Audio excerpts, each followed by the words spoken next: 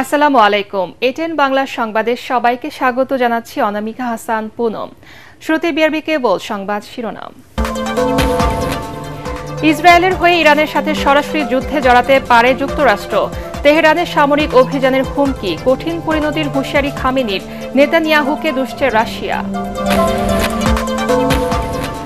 রাজনৈতিক মতাদর্শের ঊর্ধ্বে উঠে এসএসএফ সদস্যদের পেশাদারিত্বের সাথে দায়িত্ব পালনের নির্দেশ প্রধান উপদেষ্টার। সময় উপযোগী করা হচ্ছে বাহিনী। নির্বাচন হলে গুরুত্ব কমে যাওয়ার ভয়ে দুই একটি দল ফেব্রুয়ারিতে ভোট চায় না, মন্তব্য মির্জা ফখরুলের। আওয়ামী লীগের পথ অনুসরণ না করার পরামর্শ। সাংবিধানিক কাউন্সিল গঠনের পক্ষে অধিকাংশ দল, ডক্টর আলী রিয়াজ। একমত নয় বিএনপি সহ কয়েকটি দল, দ্বিমত বিষয়ে গণভোট চায় জামাত। এবং ডেঙ্গু ও চিকুনগুনিয়া ভয়াবহ রূপ নিতে পারে শঙ্কা কীটতত্ত্ববিদদের। ডেঙ্গু রোগীর রক্তবমি কিংবা রক্তক্ষরণ হলে প্লাটিলেট দেওয়ার পরামর্শ চিকিৎসকদের। শুনছিলেন বিআরবি কেবল সংবাদ শিরোনাম, এবারে বিস্তারিত। ইসরায়েলের হয়ে ইরানের সাথে সরাসরি যুদ্ধে জড়িয়ে পড়তে পারে যুক্তরাষ্ট্র। তেহরানের পারমাণবিক স্থাপনায় হামলার প্রস্তুতিও নিচ্ছে ওয়াশিংটন। তবে যুক্তরাষ্ট্র ইরানের সামরিক অভিযান চালালে পাল্টা জবাব দেবে তেহরান। জাতির উদ্দেশ্যে টেলিভিশন ভাষণে ইরানের সর্বোচ্চ ধর্মীয় নেতা আয়াতুল্লাহ আলী খামেনি হুঁশিয়ারি দিয়েছেন, ট্রাম্প যুদ্ধে জড়ালে অপূরণীয় পরিণতি হবে মার্কিনীদের। কারো কাছে আত্মসমর্পণ করবে না ইরান। এদিকে রাশিয়ার অভিযোগ, ইসরায়েল বিশ্বকে পারমাণবিক বিপর্যয়ের দিকে ঠেলে দিচ্ছে। বিস্তারিত ফারহিন ইসলাম টুম্পার প্রতিবেদনে।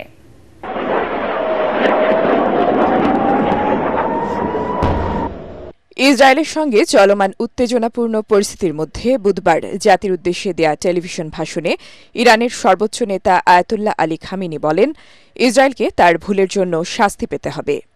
ইরান কারো চাপের মুখে কারো কাছে মাথা নত করবে না।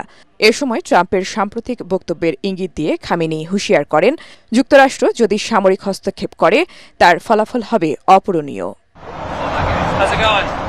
এর আগে ইরানের পারমাণবিক প্রকল্প বন্ধে ইসরায়েলের সাথে সামরিক অভিযানে যোগ দেবার ঘোষণা দেয় যুক্তরাষ্ট্র। শুরুতেই তাদের আক্রমণের সম্ভাব্য লক্ষ্যবস্তু ইরানের ফোর্দো পরমাণু কেন্দ্র। আমাদের ধৈর্য ফুরিয়ে আসছে। ইরানের সর্বোচ্চ নেতা আয়াতুল্লাহ আলী খামেনি কোথায় লুকিয়ে আছেন আমরা জানি, তবে এখনই তাকে হত্যা করব না। এই অভিযানে যুক্তরাষ্ট্র সরাসরি জড়িয়ে পড়লে কঠোর জবাব দেওয়ার ঘোষণা দিয়েছেন জাতিসংঘে নিযুক্ত ইরানের রাষ্ট্রদূত আলী বাহরেইনি। আমরা ইসরায়েলকে যেভাবে জবাব দিচ্ছি ঠিক একইভাবে যুক্তরাষ্ট্রকেও দেব। আমি বিশ্বাস করি আমাদের সামরিক বাহিনী উপযুক্ত ও কঠোর প্রতিক্রিয়া জানাবে। তবে এখন পর্যন্ত ইসরায়েল ইরান সংঘাতে যুক্তরাষ্ট্র সরাসরি পদক্ষেপ না নিলেও ইসরায়েলকে ক্ষেপণাস্ত্র ভূপাতিত করতে সহায়তা করছে। এছাড়া মধ্যপ্রাচ্যে অতিরিক্ত যুদ্ধবিমান মোতায়েন করেছে যুক্তরাষ্ট্র। এদিকে বুধবার তেহরানে মোসাদের গোপন ড্রোন কারখানা গুঁড়িয়ে দেওয়ার দাবি করেছে ইরানি সংবাদ মাধ্যম প্রেস টিভি। অন্যদিকে পাল্টা হামলায় ইরানের ভেতরে অন্তত 12টি সামরিক স্থাপনায় বিমান হামলা চালানোর দাবি ইসরায়েলের। এমন পরিস্থিতিতে ইরানের পারমাণবিক স্থাপনাগুলোর ওপর ইসরায়েলের চলমান হামলা আন্তর্জাতিক নিরাপত্তার জন্য হুমকি সৃষ্টি করছে এবং বিশ্বকে পারমাণবিক বিপর্যয়ের মুখে ঠেলে দিচ্ছে বলে প্রতিক্রিয়া জানিয়েছে রাশিয়ার পররাষ্ট্র মন্ত্রণালয়। ওয়াশিংটন ভিত্তিক মানবাধিকার সংস্থা হিউম্যান রাইটস অ্যাক্টিভিস্টস বিবৃতিতে জানিয়েছে, গত 5 দিনে ইসরায়েলের হামলায় ইরানে অন্তত 585 জন নিহত হয়েছে, আহত হয়েছে 1326 জন। একই সময় ইসরায়েলে 24 জন নিহতের তথ্য দেয়া হলেও প্রাণহানি আরও কয়েকগুণ বেশি বলে মনে করছে সংস্থাটি। ফারহিন ইসলাম টুম্পা, এটিএন বাংলা।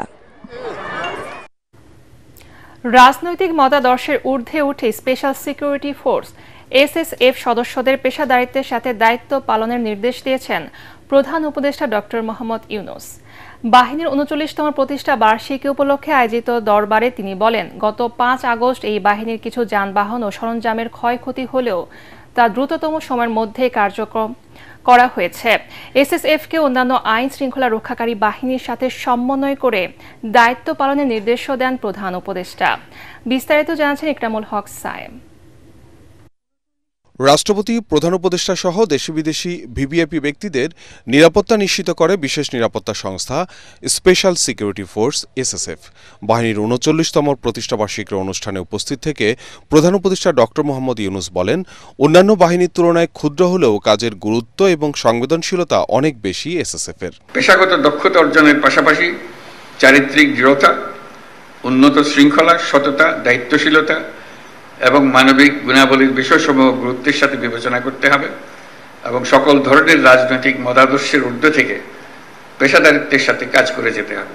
বিগত 10 মাসে এসএসএফ সদস্যরা দেশে বিদেশে অনেক গুরুত্বপূর্ণ দায়িত্ব দক্ষতার সঙ্গে পালন করায় ধন্যবাদ জানান প্রধান উপদেষ্টা। শুধু দেশের অভ্যন্তরেই নয়, দেশের বাইরেও আমাদের রাষ্ট্রীয় সফরগুলোতে এসএসএফ বিভিন্ন দূতাবাস এবং সংশ্লিষ্ট দেশের প্রটোকল ও নিরাপত্তা বাহিনীর সাথে একযোগে কাজ করে সফরসমূহ সাফল্যমণ্ডিত করেছে। পেশাদার বাহিনী হিসাবে উন্নত প্রযুক্তি, প্রশিক্ষণ আর দৃঢ় মনোবলের সন্নিবেশে এসএসএফ আরও উন্নতি করবে বলে আশা করেন তিনি। যে এসএসএফ এর প্রশিক্ষণ, অস্ত্র, সরঞ্জামাদির আধুনিকায়ন প্রক্রিয়া চলমান রয়েছে। বিশেষ করে গত 5ই আগস্ট 2024 তারিখে এই বাহিনীর কিছু যানবাহন ও সরঞ্জামাদির ক্ষয়ক্ষতি হয়েছিল, যা অল্প সময়ের মধ্যে কার্যক্ষম করা হয়েছে। নিরাপত্তার ক্ষেত্রে নিয়মিত বিভিন্ন ধরনের হুমকি সঠিকভাবে পর্যালোচনা করে তা মোকাবেলায় যাবতীয় প্রস্তুতি নিতে এসএসএফ সদস্যদের প্রয়োজনীয় নির্দেশনা দেন ডক্টর মোহাম্মদ ইউনূস। বর্তমান বিশ্বে আধুনিক প্রযুক্তি ও তথ্য আদান প্রদান খুব সহজ হবার কারণে নিরাপত্তা হুমকির ধরন ও প্রকৃতি দ্রুত পরিবর্তনশীল। তাই শতভাগ নিরাপত্তা প্রদান করা খুবই চ্যালেঞ্জিং একটা বিষয়। বিভিন্ন সীমাবদ্ধতা সত্ত্বেও এসএসএফ সুষ্ঠুভাবে নিরাপত্তা নিশ্চিত করছে। আমি আশা করি এসএসএফ নিয়মিত বিভিন্ন ধরনের নিরাপত্তা হুমকি পর্যালোচনা করবে এবং সেগুলি মোকাবেলা করার জন্য যাবতীয় প্রস্তুতি গ্রহণ করবে। ইকরামুল হক সায়েম, এটিএন বাংলা, ঢাকা। স্বাস্থ্য পরীক্ষার জন্য রাজধানীর এভারকেয়ার হাসপাতালে গেছেন বিএনপি চেয়ারপারসন বেগম খালেদা জিয়া। সন্ধ্যা 6:30টার দিকে গুলশানের বাসভবন ফিরোজা থেকে বসুন্ধরার এভারকেয়ার হাসপাতালের উদ্দেশ্যে রওনা দেন বেগম জিয়া। বিএনপি চেয়ারপারসনের হাসপাতালে যাওয়ার খবরে তার বাসভবনের সামনে জড়ো হন নেতাকর্মীরা। দলীয় প্রধানের গাড়ি বহরের সঙ্গী হন বিপুল সংখ্যক নেতাকর্মী। দীর্ঘদিন ধরে ডায়াবেটিস, আর্থাইটিস, হৃদরোগ, লিভার সিরোসিস সহ নানা বার্ধক্যজনিত রোগে ভুগছেন প্রায় 80 বছর বয়সী 3বারের সাবেক এই প্রধানমন্ত্রী। এর আগে চিকিৎসার জন্য গেল 7 জানুয়ারি লন্ডন যান তিনি। সেখানে প্রায় 4 মাস চিকিৎসা শেষে 6 মে দেশে ফেরেন বেগম জিয়া। 2 বছর কারাবন্দী থাকার পর 2020 সালে মুক্তি পাওয়ার পর থেকে নানা জটিল রোগে আক্রান্ত হয়ে গেল 5 বছর বেশ কয়েকবার এভারকেয়ার হাসপাতালে চিকিৎসা নিতে হয় বেগম জিয়াকে। নির্বাচন হলে গুরুত্ব কমে যাওয়ার ভয়ে 2-1টি দলের ফেব্রুয়ারিতে ভোটের সময় পছন্দ হয়নি বলে মন্তব্য করেছেন বিএনপি মহাসচিব মির্জা ফখরুল ইসলাম আলমগীর। রাজধানীর উত্তরায় দলের সদস্য সংগ্রহ অনুষ্ঠানে যোগ দিয়ে তিনি বলেন, ডক্টর ইউনূস তারেক রহমানের বৈঠকে নারাজ হয়ে একটি দল মঙ্গলবার ঐক্যমত্য কমিশনের বৈঠকে অংশ নেয়নি। অন্যদিকে কাজের গতি বাড়িয়ে নির্বাচন নিয়ে অন্তর্বর্তী সরকারের প্রতিশ্রুতি দ্রুত বাস্তবায়নের আহ্বান জানিয়েছেন দলের সিনিয়র যুগ্ম মহাসচিব রুহুল কবির রিজভী। কামরুজ্জামান রাজীবের রিপোর্ট। রাজধানীর উত্তরায় বিএনপির সদস্য নবায়ন ও নতুন সদস্য সংগ্রহ অভিযান কর্মসূচিতে অংশ নেন দলের মহাসচিব মির্জা ফখরুল ইসলাম আলমগীর। সেখানে তিনি বলেন, জনগণের শান্তির কথা চিন্তা করে ডক্টর ইউনূস তারেক রহমান বৈঠকে নির্বাচনের যে সময় নির্ধারণ করা হয়েছে তা কারো কারো পছন্দ হয়নি। কারণ তারা জানে ভোট যতদিন না হবে ততদিনই তাদের গুরুত্ব থাকবে। এ সময় নেতাকর্মীদের উদ্দেশ্যে বিএনপি মহাসচিব বলেন, মানুষ নতুন বাংলাদেশ চায়, পরিবর্তন চায়, তাই আওয়ামী লীগের পথ যেন কেউ অনুসরণ না করে। তিনি আলোচনার মধ্যে গিয়ে ওই ডিসেম্বরে থাকেননি, তিনি কিন্তু ফেব্রুয়ারিতে চলে গেছেন এবং ইউনূস সাহেব পিছিয়ে তিনি ফেব্রুয়ারিতে এসেছেন। একেই বলে রাষ্ট্রনায়কোচিত নেতা। রাষ্ট্রনায়ক জনগণের শান্তির কথা চিন্তা করে, কোন বিভাজনে না গিয়ে, কোন সংঘর্ষে না গিয়ে এই 2 নেতা আমাদের একটা শান্তিপূর্ণভাবে নির্বাচনের সুযোগ করে দিয়েছেন। এখন নির্বাচন নাই, তাদের অনেক গুরুত্ব আছে। যে নির্বাচন হয়ে যাবে তত জনগণের যারা ভালোবাসার দল তারাই তো ক্ষমতায় আসবে, তাই না? তো তখন তাদের গুরুত্ব কতটুকু থাকবে কি থাকবে না তখন নির্ধারিত হবে। যে কারণে ওরা নারাজ হয়েছে এবং নারাজ হয়ে গতকালকের একটা বৈঠকে হাজির হয় নাই। অন্যদিকে নরসিংদী জেলা বিএনপির নবগঠিত কমিটির নেতাদের নিয়ে দলের প্রতিষ্ঠাতা জিয়াউর রহমানের সমাধিতে শ্রদ্ধা জানান বিএনপির সিনিয়র যুগ্ম মহাসচিব রুহুল কবির রিজভী। পরে তিনি বলেন, গণতন্ত্রকে শক্তিশালী করতে একটি অবাধ ও সুষ্ঠু নির্বাচন দরকার। যত দ্রুত ভোট হবে তত দ্রুত দেশে গণতন্ত্র ফিরবে। আর বিলম্ব নয়, যারা গণতন্ত্রের লড়াই করেছেন যে দলগুলো, যে রাজনৈতিক দলগুলো বিএনপির পক্ষ থেকে বলা হয়েছে, প্রত্যেকের সাথে আলাপ আলোচনার ভিত্তিতে সরকার পরিচালিত হবে। অবাধ সুষ্ঠু নির্বাচনের মধ্যে দিয়ে জনগণের নির্বাচিত সরকার গঠিত হবে। সেই ক্ষেত্রে প্রধান উপদেষ্টার যে অঙ্গীকার, তিনি সুস্পষ্ট ভাষায় যে কথাগুলি বলে এসছেন, আমার মনে হয় সেটিরই প্রতিফলন ঘটবে। বর্তমান সরকারের নিরপেক্ষতা নিয়ে কারো মনে প্রশ্ন দেখা দিলে আলোচনার মাধ্যমে তার সমাধানের পরামর্শ দেন রিজভী। কামরুজ্জামান রাজীব, এটিএন বাংলা, ঢাকা। সাংবিধানিক প্রতিষ্ঠানগুলোর স্বাধীনতা ও নিরপেক্ষতা নিশ্চিতে অধিকাংশ রাজনৈতিক দল সাংবিধানিক কাউন্সিল এনসিসি থাকার বিষয়ে মত দিয়েছে। তবে কয়েকটি দল এতে একমত নয় বলে জানিয়েছে ঐকমত্য কমিশনের সহ সভাপতি ডক্টর আলী রিয়াজ। রাজনৈতিক দলগুলোর সাথে সংলাপ শেষে তিনি একথা বলেন। জামাত বলছে, সাংবিধানিক প্রতিষ্ঠানগুলোর দলীয় আনুগত্যের ভিত্তিতে নিয়োগ দেয়ার প্রতিষ্ঠানগুলো ধ্বংস হয়েছে। সংস্কার না আগের নিয়মে এসব নিয়োগ হবে সে বিষয়ে প্রশ্ন তুলে এনসিপি। বিএনপি বলছে, জবাবদিহিতা না থাকায় এনসিসি ভারসাম্যহীনতা তৈরি করবে। তবে আইন শক্তিশালী করার বিষয়ে মতামত বিএনপির।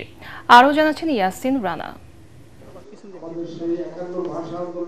রাজধানীর ফরেন সার্ভিস একাডেমিতে রাজনৈতিক দলগুলোর সংলাপে তৃতীয় দিনের ইস্যু জাতীয় সাংবিধানিক কাউন্সিল এনসিসি, রাষ্ট্রপতি নির্বাচন পদ্ধতি এবং জেলা সমন্বয় কাউন্সিল। নির্বাচন কমিশন, দুদক, পিএসসি সহ সাংবিধানিক প্রতিষ্ঠানগুলোর নিয়োগে এনসিসি গঠন নিয়েই বেশিরভাগ সময় আলোচনা হয় বৈঠকে। এর পক্ষে বিপক্ষে মতামত দেন দলগুলো। বাংলাদেশ নামক রাষ্ট্রটি যে ধ্বংসপ্রাপ্ত হয়ে গিয়েছে সেটাকে পুনর্গঠন করবার জন্য এই এনসিসি অত্যন্ত গুরুত্বপূর্ণ কাজ করবে। সাংবিধানিক পদগুলোতে নিয়োগের ব্যাপারে আমরা বলেছি একটা সাংবিধানিক কাউন্সিল গঠন করা দরকার। যে ভবিষ্যতে সরকারের মধ্যে সরকার অথবা সরকারকে অচল করার জন্য যে ধরনের প্রস্তাব এসছে, আমরা এই প্রস্তাবের বিরোধিতা করছি। এমন কিছু এই মুহূর্তে করা প্রয়োজন না যেটা এটা রিপ্লেসমেন্ট বা একটা সুপ্রাবডি মনে হয়। সেই কারণে এই মুহূর্তে আমরা এনসিসির প্রয়োজন মনে করছি না। সংস্কার এবং এনসিসি গঠন না হলে ফ্যাসিবাদের সাথে গণ অভ্যুত্থান পরবর্তী সময়ের পার্থক্য থাকবে না বলে মনে করে জাতীয় নাগরিক পার্টি। এই যে দুর্নীতি দমন কমিশন, নির্বাচন কমিশন, মানবাধিকার কমিশন সহ এই গুরুত্বপূর্ণ কমিশনগুলা, যেগুলো আমরা বিগত সময়ে দেখেছি যে দলীয়করণ হয়েছে, নির্বাহী বিভাগের আজ্ঞাবহে পরিণত হয়েছে এবং বিরোধী দলমত দমনেও বা ভোটাধিকার হরণেও তারা ভূমিকা রেখেছে। এর থেকে উত্তরণের আসলে উপায় কি? একটা অপশন যেটা সংস্কার কমিশন প্রস্তাবনা করেছে, যে একটা এনসিসি অথবা অল পার্টি কাউন্সিল বা একটা আপনার কাউন্সিল লাগবে, যেখানে নিরপেক্ষভাবে ঐক্যমতের ভিত্তিতে, আস্থার ভিত্তিতে আমরা নিয়োগগুলো করতে পারবো। আর না হলে আমাদের আরেকটি অপশন, যেটি আগের আমলে, শেখ হাসিনার আমলে, বিগত ফ্যাসিস্ট আমলে যেইভাবে নিয়োগ হতো। প্রধান উপদেষ্টা প্রফেসর ইউনূস দলের আমির ডাক্তার শফিকুর রহমানকে ফোন করে সরকারের নিরপেক্ষতার বিষয়ে আশ্বস্ত করলে এদিন সংলাপে যোগ দেয় জামায়াত ইসলামী। এনসিসির পক্ষে মত দিয়ে দলটি জানায়, দ্বিমতপূর্ণ বিষয়ের সিদ্ধান্তে গণভোটের কথা বলেছে তারা।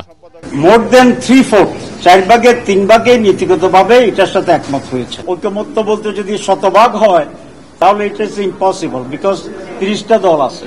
সব বিষয়ে যেখানে যেখানে কন্ট্রোভার্সি থাকবে, ডিফারেন্স থাকবে, আমরা সেই জন্য বলেছি ওগুলা ডিফারেন্স সহ, নোট সহ গণভোটের জন্য দিয়ে দেওয়া।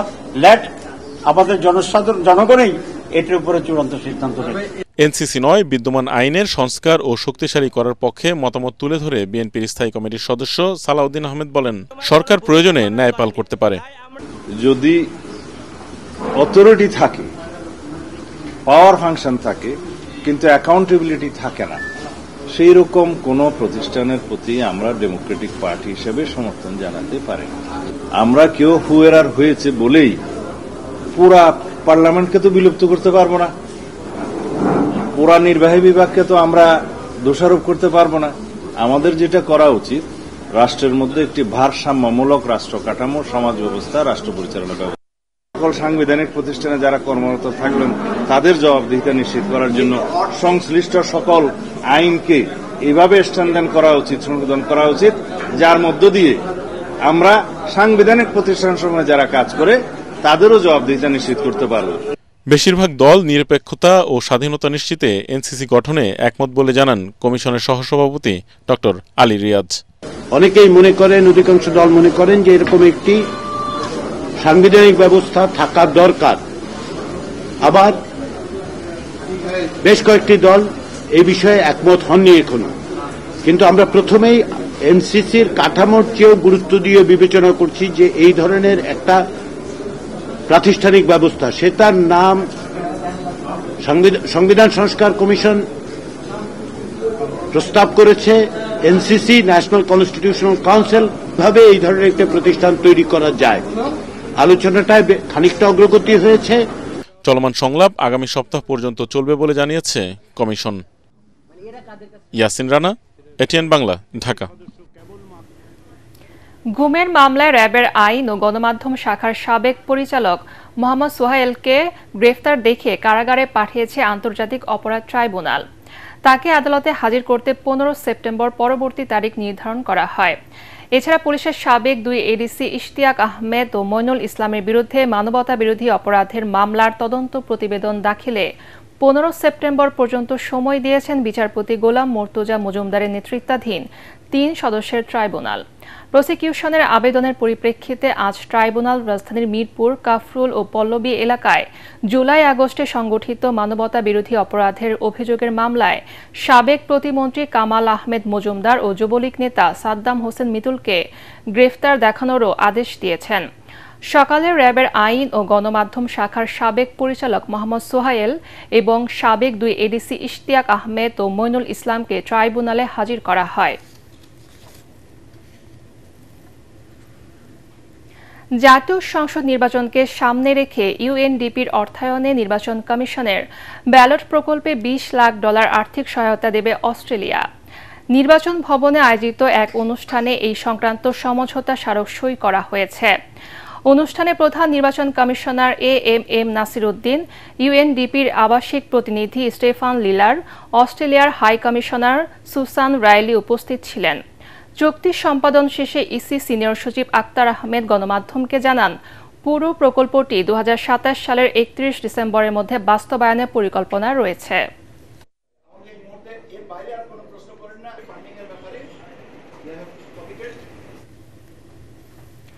রংপুরের বেগম রোকেয়া বিশ্ববিদ্যালয়ের উন্নয়ন প্রকল্পের অর্থ আত্মসাতের অভিযোগে বিশ্ববিদ্যালয়টির সাবেক ভিসি নাজমুল আহসান, কলিমুল্লাহ, একেএম নুরুন্নবী সহ 5 জনের বিরুদ্ধে মামলা করেছে দুদক। তবে এসব অভিযোগ অস্বীকার করে কলিমুল্লাহ বলছেন, সরকারের বিরুদ্ধে কথা বলায় তার নামে মামলা দেওয়া হয়েছে। আরও বেশ কয়েকটি বিশ্ববিদ্যালয়ের ভিসির বিরুদ্ধে অনুসন্ধান করছে দুদক। রিপোর্ট মাহবুব কবির চপলের।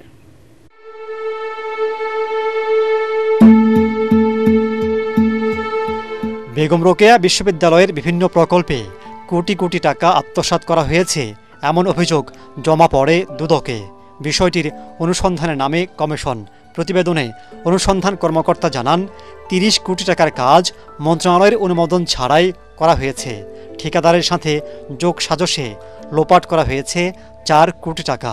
এই অভিযোগে বেগম রোকেয়া বিশ্ববিদ্যালয়ের সাবেক ভিসি একেএম নুরুন্নবী, নাজমুল হাসান কলিমুল্লাহ, সাবেক নির্বাহী প্রকৌশলী জাহাঙ্গীর আলম এবং ঠিকাদার আব্দুস সালাম বাচ্চু ও হাবিবুর রহমানের বিরুদ্ধে মামলা করেছে দুদক। ক্ষমতার অপব্যবহার করে বেগম রোকেয়া বিশ্ববিদ্যালয় উন্নয়ন প্রকল্পের অনুমোদিত ডিপিপি উপেক্ষা করে নকশা পরিবর্তন, 30 কোটি টাকা মূল্যের ঊর্ধ্বের চুক্তি মন্ত্রণালয় বা বিভাগের অনুমোদন ব্যতিরেকে সম্পাদন, ঠিকাদারের রানিং বিল থেকে কর্তনকৃত নিরাপত্তা জামানতকে এফডিআর হিসাবে ব্যাংকে জমা রাখা এবং উক্ত এফডিআরকে লিয়েনে রেখে ঠিকাদারকে লোন প্রদান করার জন্য নো অবজেকশন সার্টিফিকেট অনুমোদন তথা গ্যারান্টার হয়ে বিশ্ববিদ্যালয় তথা সরকারের 4 কোটি টাকা আত্মসাৎ, 5 জনের বিরুদ্ধে দুর্নীতি প্রতিরোধ আইন এবং দণ্ডবিধির সংশ্লিষ্ট ধারায় মামলা রুজুর সিদ্ধান্ত গৃহীত হয়েছে। তবে এসব অভিযোগ অস্বীকার করেছেন নাজমুল হাসান কলিমুল্লাহ। আমি ব্যক্তিগতভাবে এই প্রকল্প থেকে একটি ফুটো পয়সা তছরূপ করিনি। দ্বিতীয়ত, যা কিছুই করা হয়েছে, তৃতীয় ভাইস চ্যান্সেলর আমলে যা কিছু হয়েছে তার ধারাবাহিকতায় আমাদের কার্যক্রম পরিচালনা করতে হয়েছে এবং নকশার যে ব্যত্যয় সেটি আগেই সংগঠিত হয়েছে, আমরা নতুন করে কিছু করিনি। আমি মনে করি, যেহেতু আমি উচ্চ কণ্ঠে বর্তমান সরকারের বিভিন্ন ত্রুটি বিচ্যুতি নিয়ে সমালোচনা করছি, সমালোচনা মুখর, সেই কারণে আমার কণ্ঠ স্তব্ধ করার জন্য এই অপকৌশলের আশ্রয় নিয়েছে প্রফেসর ইউনূসের সরকার। এদিকে দুদকের দাবি, উদ্দেশ্যমূলকভাবে কাউকে হয়রানি করা হচ্ছে না। আরও কয়েকটি বিশ্ববিদ্যালয়ের উপাচার্যের বিরুদ্ধেও অনুসন্ধান চলছে। সেগুলি সংক্রান্তে আমাদের অনুসন্ধান দল কাজ করছে। মাহবুব কবির, চপল, এটিএন বাংলা, ঢাকা। কিছু একটা এটা নিতে হবে। প্রস্তাবিত বাজেটে জুলাই আগস্ট বিপ্লবের চেতনা ও সংস্কারের প্রতিফলন না থাকায় জনপ্রত্যাশা পূরণ হবে না বলে মনে করে অর্থনীতিবিদ ও গবেষকরা। গবেষণা সংস্থা সিপিডির সম্মানীয় ফেলো ডক্টর দেবপ্রিয় ভট্টাচার্য বলেছেন, এবারের বাজেট ভুল ভ্রান্তিতে ভরা। রাজনৈতিক দল ও সংস্কার কমিশনের সাথে আলোচনা ছাড়াই বাজেটে নতুন কিছু নেই বলেও মন্তব্য করেছেন বিভিন্ন রাজনৈতিক দল ও সুশীল সমাজের প্রতিনিধিরা। তরিক ইসলামের রিপোর্ট।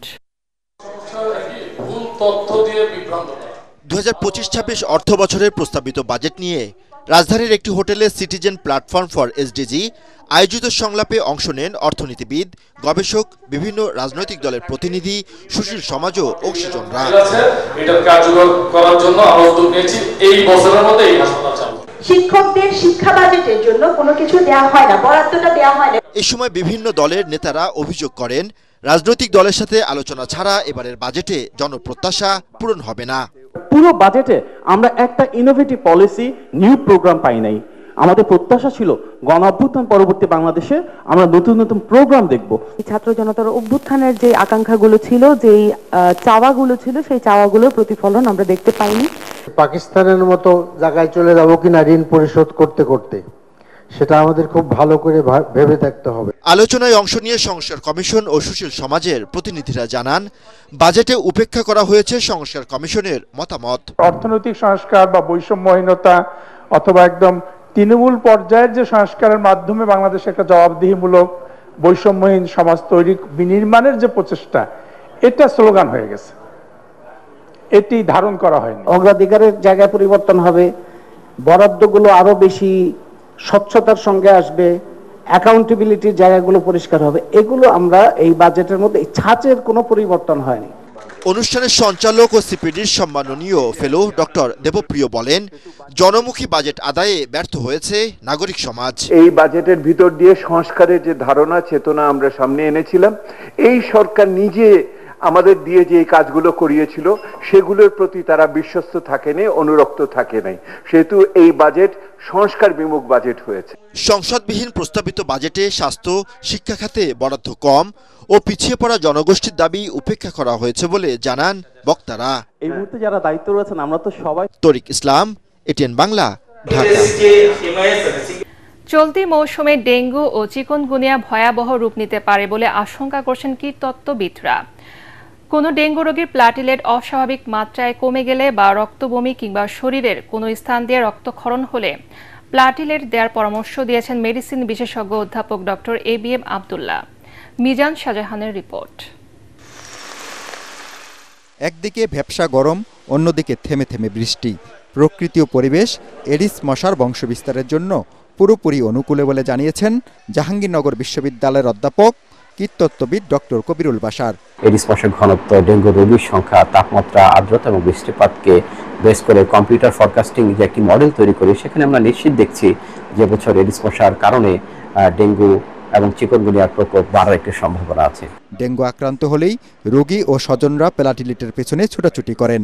রক্তের গ্রুপ দুর্লভ হলে দুশ্চিন্তা বাড়ে বহুগুণে।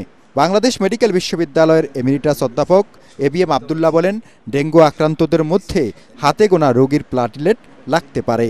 অনেকেরই এখনো ধারণা যে ডেঙ্গু জ্বর হয়ে গেলে রক্ত দিতে হবে, প্লেটলেট দিতে হবে, ঠিক না। অধিকাংশ রোগীর যদি রক্তক্ষরণ না হয়, হিমোগ্লোবিন ভালো থাকে, ব্লাড দেওয়ার কোনো দরকারই নাই। যদি ওরকম লো হয়, কোনো ব্লিডিং হচ্ছে, বমির সাথে রক্ত, নাকে রক্ত, পায়খানার সঙ্গে রক্ত, কালো পায়খানা, বা মেয়েদের বিশেষ করে হয়তো পিরিয়ড অসময়ে শুরু হয়েছে বা ব্লিডিং আর থামছে না, সেখানে ডাক্তার যদি প্রয়োজন মনে করে সেখানে প্লেটলেট যদি লাগে কারো বিশেষ করে হয়তো 10,000-এর নিচে এরকম হলে কারো লাগে, সবার লাগবে, এটা ঠিক না। সুতরাং জনগণের জন্য এটা ভয়ের কোনো কারণ নেই যে সবাইকে দিতেই হবে, এটা ঠিক না। ডেঙ্গু আক্রান্ত হলে করণীয় নিয়েও কথা বলেন এই মেডিসিন বিশেষজ্ঞ। ডেঙ্গু কিন্তু 4 বার হওয়ার ঝুঁকি থাকে, ডেঙ্গু ভাইরাসের কমপক্ষে 4 বার, একজন লোক 4 বার আক্রান্ত হতে পারে, এবং প্রথমবার যদি কারো আক্রান্ত হয় তখন কিন্তু সিরিয়াস নাও হতে পারে। এমনি নর্মাল সর্দি কাশি, জ্বর, মাথা ব্যথা, এগুলো হয়তো ভালো হয়ে গেছে, কিন্তু দ্বিতীয়বার, তৃতীয়বার, চতুর্থবার যদি আক্রান্ত হয় সিরিয়াস হয়ে যাচ্ছে।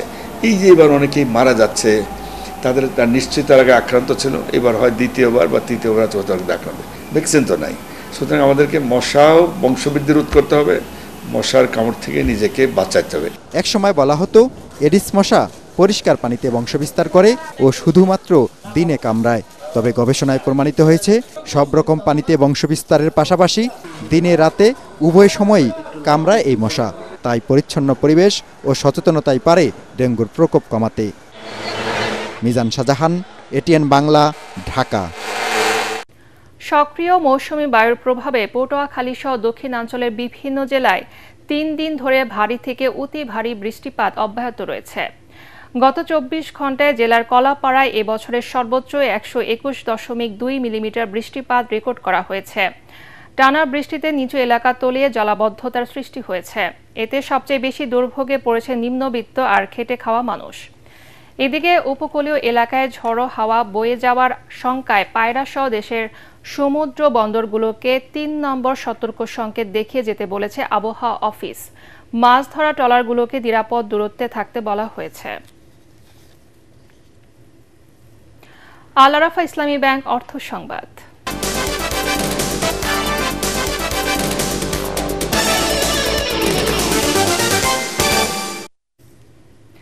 বর্ণাঢ্য আয়োজনে শেষ হলো যশোর আদ্দিন সকিনা উইমেন্স মেডিকেল কলেজের MBBS 14তম ব্যাচের ছাত্রীদের নবীনবরণ ও অন্যান্য ব্যাচের শিক্ষার্থীদের সংবর্ধনা অনুষ্ঠান।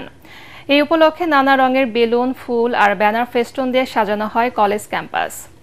নবীন শিক্ষার্থীদের সাথে অভিভাবকদের উপস্থিতি সংবর্ধনা অনুষ্ঠানকে আরও বর্ণিল করে তোলে। এ সময় সংশ্লিষ্টরা বলেন, মানব সেবার লক্ষ্যে দক্ষ চিকিৎসক তৈরিতে নিরলসভাবে কাজ করে যাচ্ছে প্রতিষ্ঠানটি।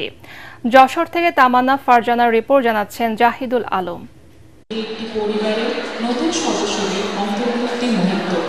মঙ্গলবার জাতীয়ভাবে সারা দেশে একযোগে 116টি সরকারি বেসরকারি মেডিকেল কলেজের প্রথম বর্ষের শিক্ষার্থীদের রিসেপশন প্রোগ্রামে অংশ নেয় Addin Sakina women's medical college. জুমে এর উদ্বোধন করেন অন্তর্বর্তী সরকারের স্বাস্থ্য উপদেষ্টা নূরজাহান বেগম। এ সময় আদ্দিন সকিনা উইমেন্স মেডিকেল কলেজে পড়ার সুযোগ পেয়ে নিজেদের অনুভূতির কথা জানান শিক্ষার্থীরা। আসার পর দেখতে পাচ্ছি যে সত্যি কলেজ খুবই ভালো, পড়াশোনায় খুবই উন্নত এবং প্রফেসর টিচার সবাই খুবই ভালো। আমার বাবার এমন সামর্থ্য নাই যে আমি কোনো একটা প্রাইভেট মেডিকেলে ভর্তি হব ফুল টাকা দিয়ে, কিন্তু আদ্দিন আমাকে ওই সুযোগটা দিছে। পরিবেশটা সুন্দর, কলেজ খুব পরিষ্কার পরিচ্ছন্ন। নবীনবরণ অনুষ্ঠানে প্রধান অতিথি ছিলেন আদ্দিন ফাউন্ডেশনের উপদেষ্টা অধ্যাপক ডাক্তার আফিকুর রহমান। ফাউন্ডেশন করবে, তুমি MBBS শুধু না, FCPS করবে, FRCS করবে, যত ডিগ্রি আছে পৃথিবীতে সব ডিগ্রি তোমার দেওয়া সম্ভব। আদ্দিন সকিনা উইমেন্স মেডিকেল কলেজের উপদেষ্টা অধ্যাপক ডাক্তার গোলাম মুক্তাদিরের সভাপতিত্বে আয়োজিত অনুষ্ঠানে স্বাগত বক্তব্য রাখেন অধ্যাপক ডাক্তার সঞ্জয় সাহা। এটা নতুন যাত্রা, তুমি তোমার সমস্ত অতীত যেটা আজ ছিল সেটাকে মুছে ফেলে আজকের যে সুন্দর একটা অডিটোরিয়ামে, সুন্দর একটা জায়গায় আমরা একত্রিত হয়েছি, এটাকে বুকে ধারণ করে আমরা এগিয়ে যাব। রিয়ালাইজ করবেন যে হ্যাঁ, আদ্দিন সকিনা মেডিকেল কলেজকে আমি বেছে নিয়েছিলাম, যে কারণে আমার মেয়েটা মানুষ হয়েছে। ডেফিনেটলি এটা আমরা গর্ব করেই বলি যে হ্যাঁ, এখান থেকে আমরা মানুষকে পাঠাই। অনার্স মার্কস পাওয়া শিক্ষার্থীরা নবীনদের উৎসাহ যোগাবে বলে মনে করেন প্রতিষ্ঠানটির অ্যাসোসিয়েট ডিরেক্টর। সবাইকে আন্তরিকভাবে সচেষ্ট থাকতে হবে যেন ভবিষ্যতে আমরা আরো সাফল্যের দিকে সাফল্যের পর্যায়ে যেতে পারি। এই শিক্ষাবর্ষে আদ্দিন সকিনা উইমেন্স মেডিকেল কলেজের 14তম ব্যাচে 75 জন ছাত্রী ভর্তির সুযোগ পেয়েছেন। এর মধ্যে দরিদ্র মেধাবী কোটায় 4 জন এবং 20 জন ভারতীয় ছাত্রী রয়েছেন। Bureau report, ATN Bangla. এবার আন্তর্জাতিক সংবাদ।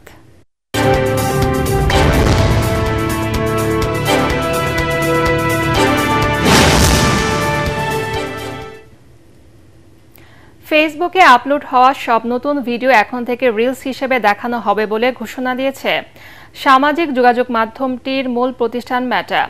এই পরিবর্তনের ফলে সব ধরনের ভিডিও কন্টেন্ট রিলস ফরম্যাটে সহজে আপলোড ও শেয়ার করতে পারবেন ব্যবহারকারীরা। ভিডিও ট্যাবের নামের পরিবর্তে নতুন নাম হবে রিলস ট্যাব। ধাপে ধাপে এটি সব ব্যবহারকারীর প্রোফাইল ও পেজে আপডেট করা হবে। আগামী কয়েক মাসের মধ্যেই তা বিশ্বব্যাপী কার্যকর করা হবে। নতুন এই ফিচারে রিলস ভিডিওর দৈর্ঘ্য বা ফরম্যাটের কোনো সীমাবদ্ধতা রাখছে না মেটা, যার ফলে ছোট, বড় ও লাইভ সব ধরনের ভিডিও কন্টেন্টই রিলস হিসেবে আপলোড ও পোস্ট করা যাবে।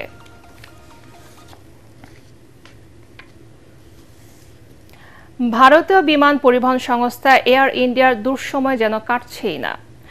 গত বৃহস্পতিবার আহমেদাবাদ বিমান দুর্ঘটনার রেশ না কাটতে একের পর এক যান্ত্রিক ত্রুটিতে বিপাকে অন্যতম জনপ্রিয় বিমান সংস্থাটি। বিমান দুর্ঘটনার পর থেকে মঙ্গলবার মধ্যরাত পর্যন্ত 11টি ফ্লাইট বাতিল করেছে এয়ার ইন্ডিয়া। এর মধ্যে 7টি ফ্লাইট বাতিল হয়েছে গত 24 ঘন্টায়। এর মধ্যে 6টি ফ্লাইটই ছিল বোয়িং 787 ড্রিম লাইনার উড়োজাহাজের।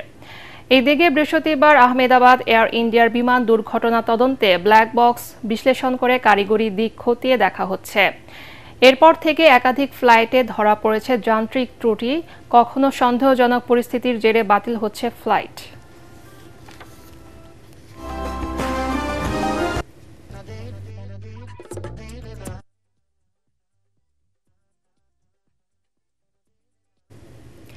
খুব শিগগিরই পর্যটকদের জন্য অভিন্ন ভিসা চালু করতে যাচ্ছে মধ্যপ্রাচ্যের 6টি দেশ। এক ভিসায় সংযুক্ত আরব আমিরাত, সৌদি আরব, কাতার, কুয়েত, ওমান এবং বাহরাইনে ভ্রমণ করতে পারবেন পর্যটকরা। গালফ নিউজের প্রতিবেদনে বলা হয়, জিসিসি সদস্যভুক্ত দেশগুলো তাদের মধ্যে পর্যটন জোট গড়তে এই উদ্যোগ নিয়েছে। 2023 সালে জিসিসি গ্র্যান্ড ট্যুরস ভিসা নামে এই উদ্যোগের অনুমোদন দেওয়া হয়, যা বর্তমানে চূড়ান্ত পর্যায়ে রয়েছে। যদিও সুনির্দিষ্ট কার্যকর হওয়ার তারিখ এখনো জানানো হয়নি, তবে চলতি বছরে এটি চালু হবে বলে আশা করা হচ্ছে। ভিসার মেয়াদ হতে পারে 30 থেকে 90 দিনের মধ্যে। এবার খেলার খবর।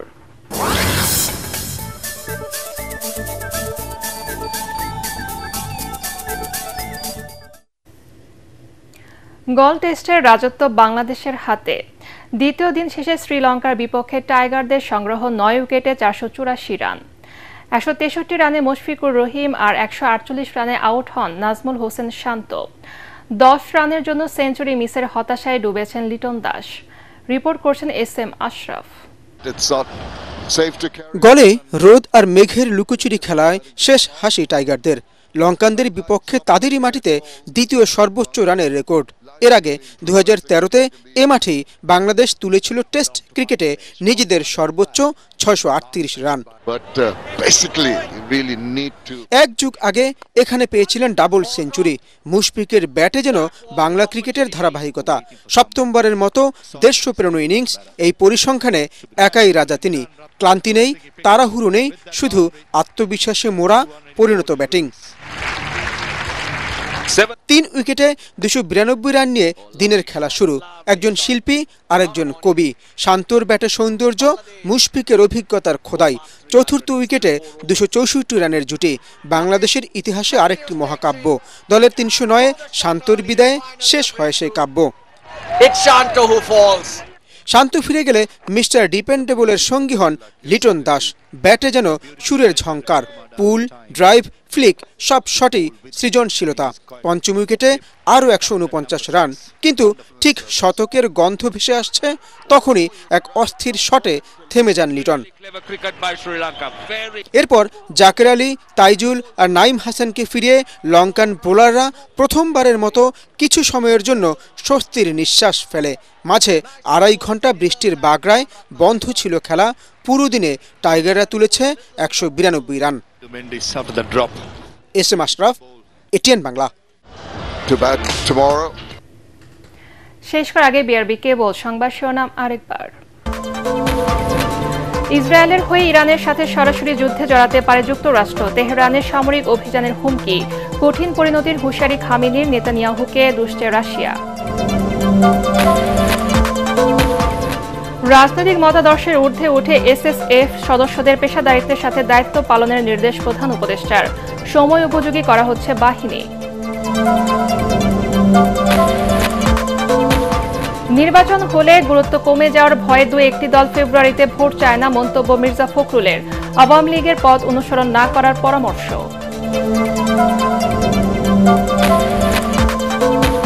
সাংবিধানিক কাউন্সিল গঠনের পক্ষে অধিকাংশ দল, ডক্টর আলী রিয়াজ। একমত নয় বিএনপি সহ কয়েকটি দল, দ্বিমত বিষয়ে গণভোট চায় জামাত।